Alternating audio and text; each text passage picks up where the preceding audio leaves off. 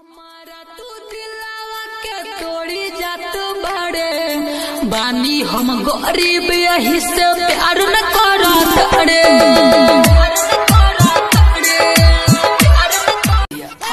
कुत्ता क्या साला ते हमरा का कुत्ता कहतरी ना रे खुद दे कुत्ता। तोरा तिलक मिल रहा था तो काहे नहीं लिया रे? काहे हमार बाप कमा के रख दिया था का कि तिलक लेंगे? छुंदर ने तो चलो बताओ भारत का पहला प्रधानमंत्री कौन था? जी पंडित जवाहरलाल नेहरू सर। खड़ा होकर जवाब दे। दूसरा सवाल, हाँ भारत आजाद कब हुआ?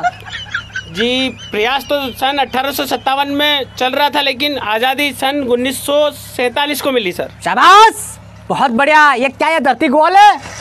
हाँ कुछ वैज्ञानिकों का कहना तो है धरती गोल है। शाबाश। आज तक कोई सिद्ध नहीं कर पाया। का हो काल सासाराम जाए के बा हमार कपड़ा फींच दे तो। कपड़ा हम अपन मुंह न देखल हो। ई ढेर उड़त है एकरा के खत्म करही के पड़ी। ना फिचम त का करबे? करेम का मोइले पहन के जाए।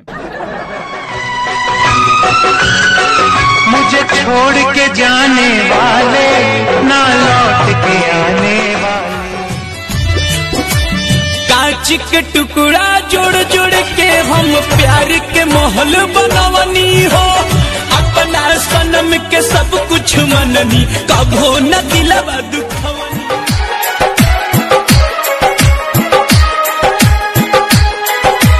याद करो मिलना रतिया हो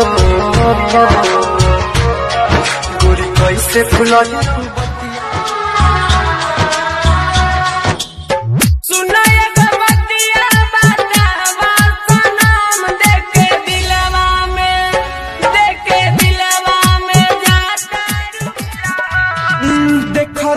ससुर से आइल बिया हो मुझसे कानावा चैत में ठिकानाइल बिया हो।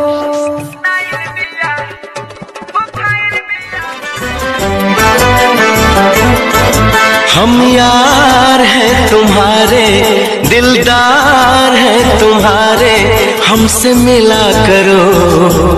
हम के बुला दे माई रे बिना जा